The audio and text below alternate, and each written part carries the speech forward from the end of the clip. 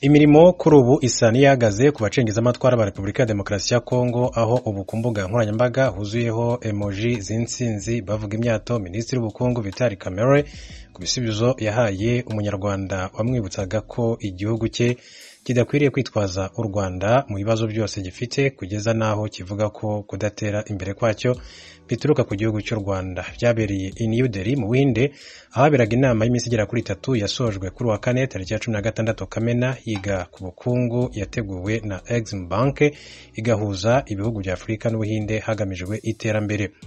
Umunyarwanda wari witabiriye inama yabwiye abari mu cyumba ko badakwiriye kuyobywa n'amagambo ya Repubulika ya Demokarasi ya Kongo ijyana ibibazo bya politike yayo y'imbere mu gihugu mu nama zitandukanye.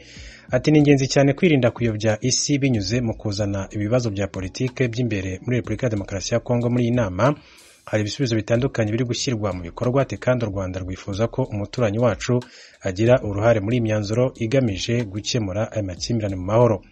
Mu gusubiza, Vital Kamerhe, umushi ukomoka muri Kivu y'Amajyepfo wari umaze igihe yirinda kuvuga ku bibazo bya M23 byamuye abanyapolitike ba Kongo, yahereye mu mateka ya Kongo n'u Rwanda aracyacurika kugira ngo rero ashimishe imitima y'abanyekongo bari muri icyo cyumba.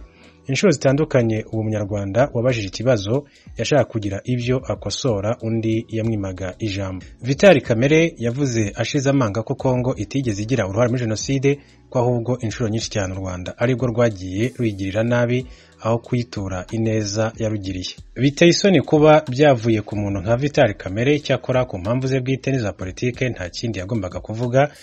Uyu munsi kuba FDLR yashinzwe n'abagize uruhare muri jenoside yakorewe Abatutsi ikiri ku butaka bwa Kongo ifashwa na leta, ubwabyo ni ikimenyetso cy'uruhare rw'icyo gihugu muri jenoside. Jenoside yakorewe Abatutsi ikimara kuba icyambere u Rwanda rwari rukeneye ni ugufata abayigizemo uruhare bakagezwa mu butabera mu bikomerezwa byashyize mu bikorwa jenoside. Nta utarahunze anyuze ku butaka bwa Kongo yitwaga Zaire icyo gihe. Nta bushake na buke abayobozi b'icyo gihugu bigeze bagira muri Zaire mu gufata abo bakekwaga ngo bahanwe, ndetse kugeza n'ubu ubushinjacyaha bw'u Rwanda bushyira Kongo ku mwanya wa mbere mu bihugu bigifite umubare munini cyane w'abakekwa uruhare muri jenoside bataragezwa imbere mu butabera. Umuntu angiriye nabi ukamuha ubuhungiro, bishoboka bite ko wagaruka umbwira ko nta ruhare na ruke wagize mu byambayeho? Ngo u Rwanda rwarenganyije Mobutu. Mu Kwakira mwaka wa 1996 u Rwanda rwashyigikiye ingabo za Laurent Desire Kabila zakuyeho ubutegetsi bwa Mobutu Sese Seko. Impamvu nyamukuru yari ijyanye u Rwanda kwari ugusenya inkambi z'impunzi z'abanyarwanda zari zarabaye nk'ibigo bya gisirikare zitorezwamo abashaka kugaruka guhunganya umutekano no gukomeza jenoside yakorewe Abatutsi. Ubutegetsi bwa Mobutu bufatanyije n'Abafaransa, Libya n'abandi bari bageze kure umugambi wo guha intwaro FDLR yari cyitwa ARIR, ku isonga irimo Colonel Bagosora ndetse na Agathe Kanziga umugore wa Habyarimana, batasibaga i Kinshasa mu migambi yo gutera igihugu cy'u Rwanda. Byabaye hashize iminsi u Rwanda rutanga impuruza muri Loni rusaba ko impunzi zivanwa hafi y'umupaka warwo, abasirikare bafite intwaro bakazamburwa, hakajyaho uburyo bwo kubacyura. Ubusanzwe ni ihame mu mategeko mpuzamahanga agenga impunzi, ntabwo zishyirwa hafi y'umupaka w'igihugu zahunze, nyamara aho iz'abanyarwanda zari ziherereye nta birometero 3 byari hagati yazo n'u Rwanda. Igikomeye kurushaho ni uburyo Zaire ariyo Kongo y'ubu yemeye ko abahoze ari abasirikare b'u Rwanda FARDC bambukana intwaro n'amahano. Byari amahano akomeye cyane. Umusirikare uko yaba ameze kose, iyo yinjiye ku butaka bw'ikindi gihugu ahunze, icyambere akora ni ugushyira intwaro hasi zigasigara mu maboko y'igihugu cyamuhaye ubuhungiro. Siko byagenze ku bari bagize FARDC ndetse n'interahamwe. Ingabo za Zaire zarabaretse bambukana intwaro zose zari mu bubiko bw'u Rwanda bajya kuzibika hafi y'ahabaga hari inkambi. Vital Kamerhe iryo kosa arishinja ingabo za Loni zari mu Rwanda MINUAR ko arizo zagombaga kwambura impunzi intwaro. Yirengagije urugero rwa hafi umwaka ushize ubwo M23 yafataga umujyi wa Bunagana, ingabo za Kongo FARDC zahungiye muri Uganda. Icyambere zakoze ni ugushyira intwaro hasi ku mupaka, byakozwe n'ingabo za Uganda, ntabwo hitabajwe ingabo za Loni ziri muri Kongo MONUSCO kuko biri mu burenganzira n'ububasha bw'igihugu. Vital Kamerhe kandi yirengagije ko Zaire atari cyo gihugu cyonyine impunzi z'abanyarwanda zahungiyemo. Tanzania n'u Burundi byakiriye impunzi z'abanyarwanda mwaka wa 1994, ariko MINUAR siyo yagiye kubafasha kwambura intwaro izo mpunzi. Biteye isoni kuba umuyobozi wo ku rwego rwa minisitiri nka Vital Kamerhe byongeye uvuka mu burasirazuba bw'igihugu yavuga ko ntacyo Kongo itakoze ngo ishyire Abatutsi n'Abanyamulenge mu butegetsi. muri make yo kuba bataka ko bagirirwa nabi ni ukuba indashima. Yatanze ingero z'abarimo Bizima Karaha wabaye minisitiri w'ububanyi n'amahanga wa Kongo igihe gito ku butegetsi bwa Laurent Desire Kabila, bityo ko bitari ngombwa ko imitwe nka MRS ndetse na RCD Goma iyobora intwaro mu ntambara ya Kongo ya kabiri ishyigikiwe n'u Rwanda na Uganda. N'uyu munsi kugeza ubwo Loni igaragarije ko ubugizi bwa nabi bukorerwa abatutsi buganisha kuri jenoside, hari abatutsi n'abanyamurenge bamwe bari mu butegetsi bwa Kongo nka minisitiri w'ibikorwa remezo kuri ubu ni Alexis Gisaro, senateri Moise Nyarugabo n'abandi, nyamara ntibivanaho ko bene abo bicwa kandi leta irebera. Vital Kamerhe yumvikanisha ko kuba hari abantu bahawe imyanya mu bwoko bw'abatutsi n'abanyamurenge bihagije ngo bene wabo baceceke, nyamara ntacyo avuga ku bihumbi n'ibihumbi by'impunzi z'abanyekongo byaheze mu Rwanda, mu Burundi na Uganda kubera ko iwabo nta mutekano. Vital Kamerhe yavuze ko ubutegetsi bwa Tshisekedi butazi uburyo M23 yateye iturutse muri Uganda no mu Rwanda. Iki ni ikinyoma ndetse no gushaka kuyobya, kuko igihande cya M23 kiyobowe na General Sultan Makenga cyateye Kongo kitabarizwaga mu Rwanda. Bari impunzi zizwi zituye muri Uganda kandi ubutegetsi bwa Kinshasa bwajyaga no kubasurayo. Ikindi nuko Vital Kamerhe utavuga uburyo M23 yamaze amezi icumbikiwe Kinshasa mwaka wa 2021 itunzwe n'ubutegetsi bwa Tshisekedi. Uwo mutwe uvuga ko hari ibyo wari wemeranyije na Tshisekedi ntabikire mu bikorwa. Kuki Vital Kamerhe atabikomozaho? Vital Kamerhe yabererekeye umutwe wa FDLR. Mu bisubizo byose Vital Kamerhe yatanze yikoma u Rwanda kuba nyirabayazana w'ibibazo bya Kongo, nawe yakomoje ku mutwe wa FDLR umaze imyaka ufashwa kandi unakorana leta y'icyo gihugu.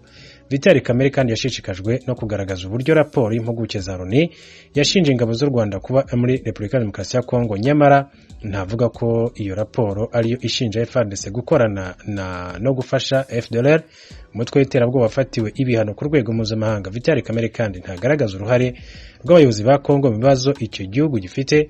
Kuri we byose ni u Rwanda. Niba M23 ifashwa n'u Rwanda, ntavuga ufasha indi mitwe isaga 150 isigaye ikorera ku butaka bw'icyo gihugu cya Repubulika ya Demokarasi ya Kongo. Nari maze kubabwira ko hano muri Leta Zunze Ubumwe za Amerika Donald J. Trump wahoze ari umukuru w'igihugu yaragejejwe imbere y'urukiko rwo muri Miami muri leta ya Florida kwisobanura ku byashinjwa byo kugira zimwe mu mpapuro zimwe amabanga y'igihugu nyuma y'uko ava ku butegetsi no kubeshya abashatse kuzimukuraho.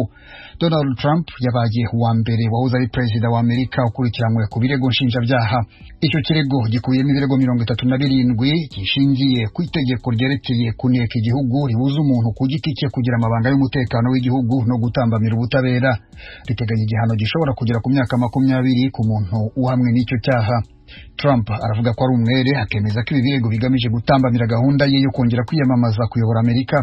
Kugeza ubu nta kigaragaza ko adashobora kuba yakwiyamamaza ndetse yatsinda akaba yakongera kubona perezida. Imbere y'urukiko rwo muri Miami muri leta ya Florida aho yari yazanywe, bamwe mu bamushyigikiye bari bitwaje amabendera n'ibitambaro byanditseho amagambo amushimagiza bitegura gukora imyigaragambyo rukokoma.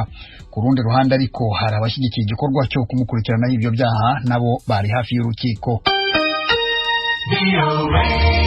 Umuryango w'abibumbye ejo kuwa kabiri watangaje ko umwaka ushize w'2022 wagaragayemo impfu nyinshi z'abimukira mu burasirazuba bwo hagati n'amajyaruguru ya Afurika. Fidel Niyongabo. Ibiharuro byashizwe ahabona n'ishyirahamwe mpuzamakungu rikurikirana abimukira Organisation Internationale pour l'Immigration OIM mu mfunyapfunyo ryatangaje ko abantu bagera ku 3,800 bapfuye bari mu nzira zo mu mazi no ku butaka zikoreshwa n'abimukira baba bari muri utwo turere cyangwa batuvuyemwo.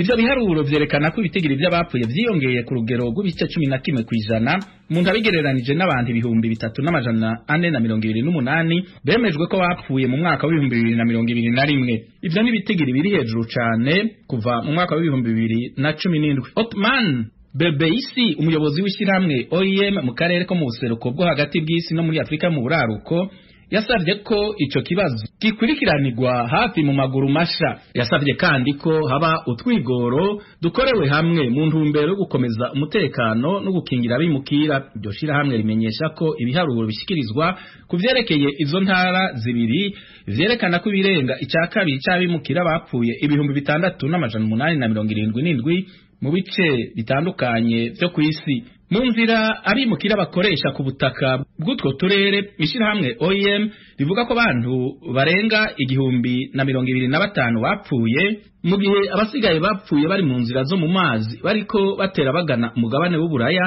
cyane cyane mu gice cyo mu buseruko bw'ibahari Mediterane, kimwe mu bice byapfiriyemwo abantu benshi kurusha abandi ku isi.